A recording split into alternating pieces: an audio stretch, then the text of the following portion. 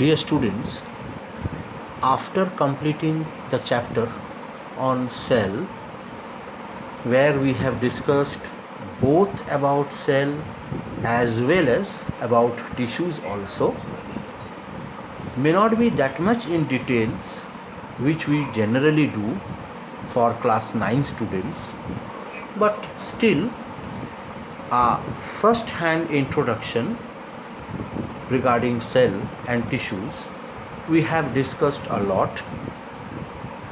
So today we are starting another chapter from your biology, and the name of the chapter is microorganisms. Organisms that can be seen only under the microscopes are called microorganisms. That means they are not visible to our naked eye. Though tiny enough to be invisible, they exist in vast numbers all around us. They are present in the air, they are present in the soil, they are present in the water bodies like rivers or lakes or ponds or the drainage water, etc., etc. And even they are present inside our bodies. In fact, they account for more than half of the total weight of all living beings on this earth. One of the reasons why microorganisms exist in such large numbers is the fact that they are very hardy. They can survive in all kinds of environments, like in deserts, in polar regions, in seas, marshes, or salt water lakes, etc. Some of them form spores to survive in unfavorable conditions also. They remain inactive inside the spores and spring to life again when conditions like food, temperature, moisture, and so on are favorable. Though often lumped together, microorganisms are a diverse group of organisms. Some are helpful while others cause diseases. Some can photosynthesize while others are saprophytes, living on decaying plants and animals. Saprophytes you have learned earlier also. We will learn in this chapter also to some extent about saprophytes. Saprophytes lives on decaying plants and animal remains. They can be classified, these microorganisms can be classified into 5 major groups.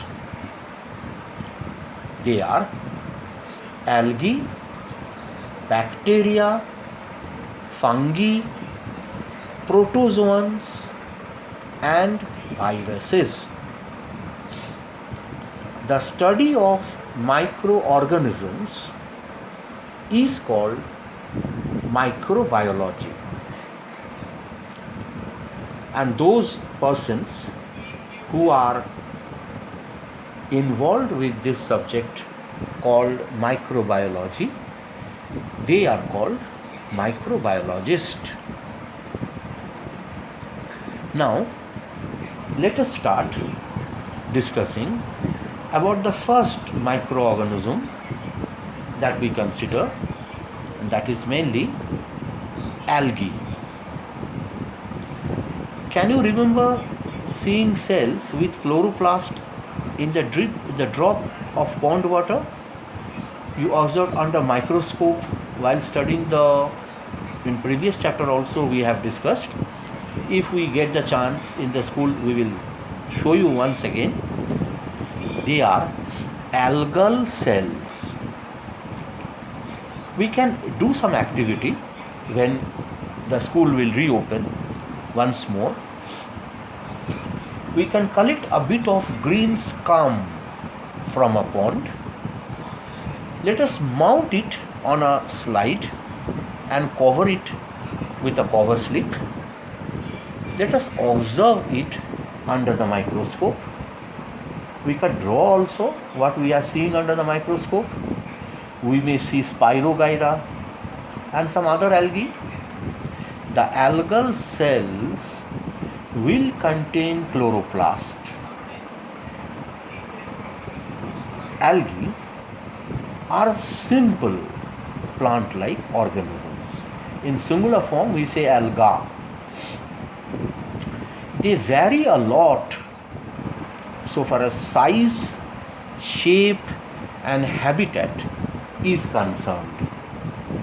But they have one thing in common. What is that?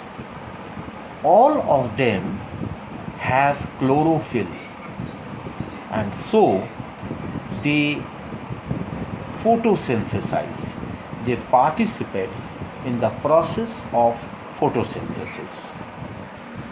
Algae can reproduce sexually as well as asexually.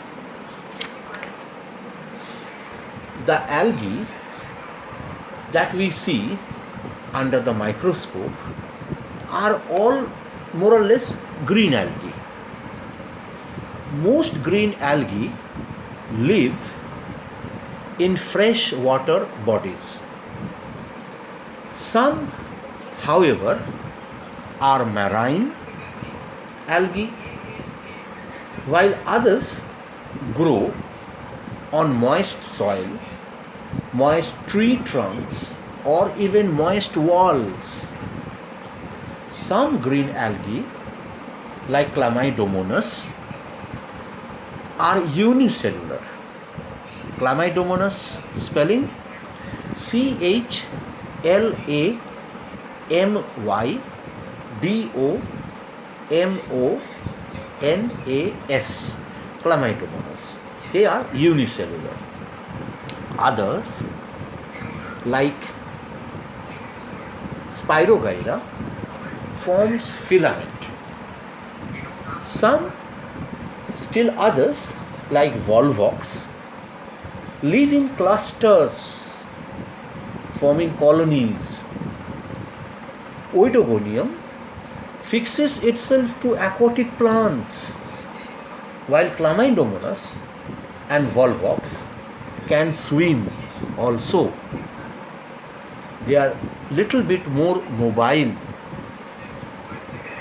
moving from one place to another. Now, diatoms. Diatoms are fascinating groups of algae.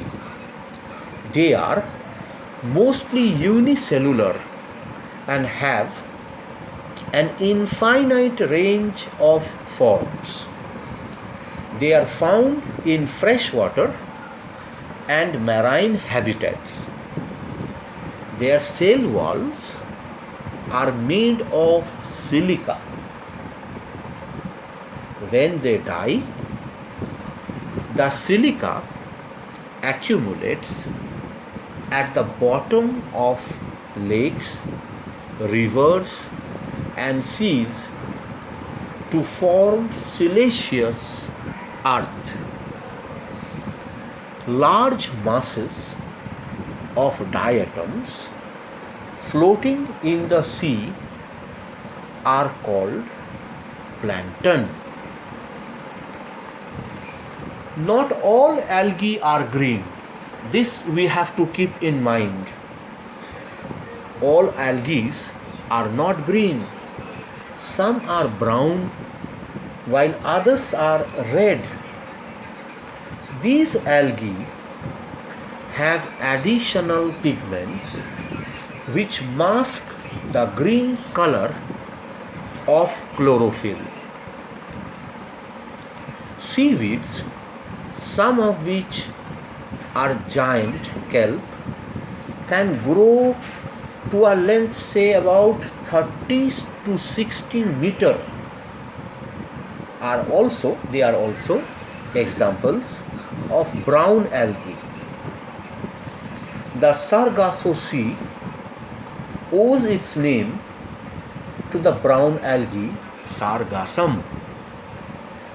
The red algae are mostly marine, growing in tropical and subtropical areas, subtropical seas you can say. The green scum that we see over wet soil, old wet walls and stagnant pools of water is formed mostly by blue-green algae. These organisms are more like bacteria than like algae, so they are also called cyanobacteria. Now the uses of algae. A gummy substance called algin obtained from kelp is used to thicken ice creams, cosmetics and shaving cream. It is also used in the preparation of medicines and synthetic fibers. Iodine and potassium are other substances that can be obtained from kelp. Secondly, agar. Agar is a jelly-like substance in which microorganisms and tissues are cultured or grown in the laboratory. It is made from certain red algae. Thirdly, diatom shells, cell walls, deposited on the beds of lakes and seas are used to make glass, porcelain and ceramics. They are also used to make toothpaste, polishes and filters. Fourth point, certain red algae are eaten in countries like China, like Japan, etc. They are dried and sold as papery sheets and eaten as vegetables or used to make soups. A lot of research is being done to develop algae as an alternate source of food. They are rich in proteins and minerals and feed a host of aquatic organisms. They are also the greatest providers of oxygen, accounting for 80% of the oxygen in air. Now, eutrophication. Uses of algae. we have discussed. Now eutrophication is what? Some harmful effects of algae we can say. In this very topic eutrophication we will discuss. The enrichment of water bodies by plant nutrients is called eutrophication. Quite often this happens when sewage and fertilizers drain into water bodies. It leads to an unnaturally rapid growth of algae, which forms a thick layer over the surface of water body, referred to as algal bloom. Algal blooms occur in sea also. The dense layer of algae deprive other organisms of light and oxygen. Besides, when they die, the bacteria acting on them use up more oxygen. Slowly, most other organisms living in the water body also die. Dear students, this happened few years back in the Hussain Sagar Lake.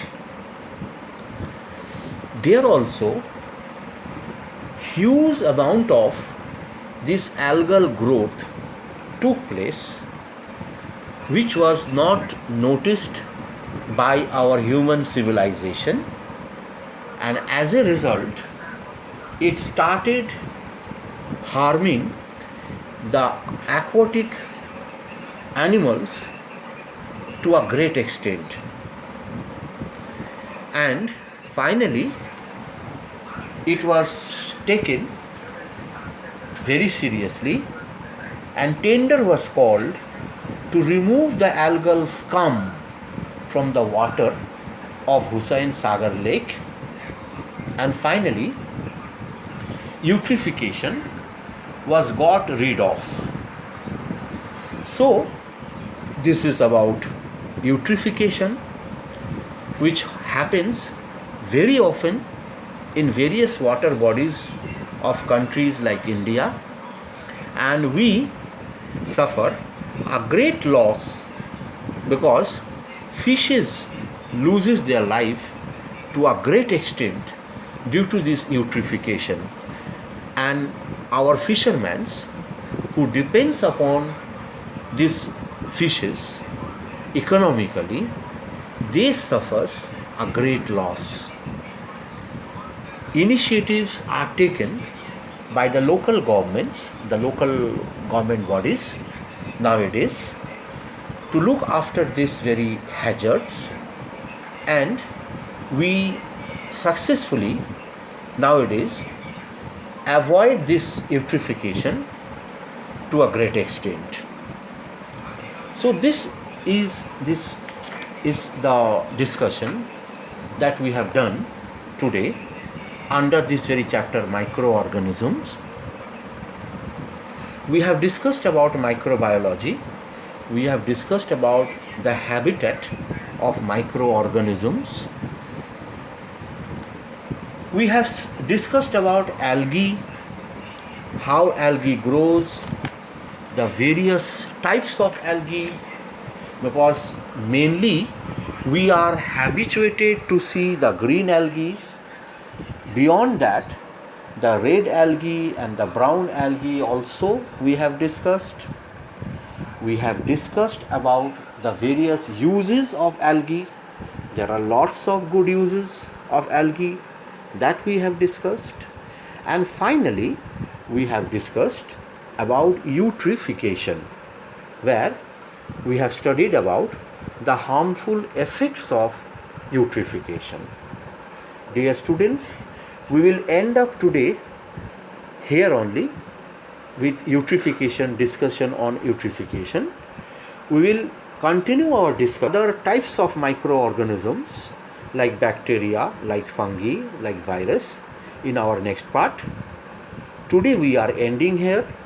So we'll meet in the next part. Till then, goodbye.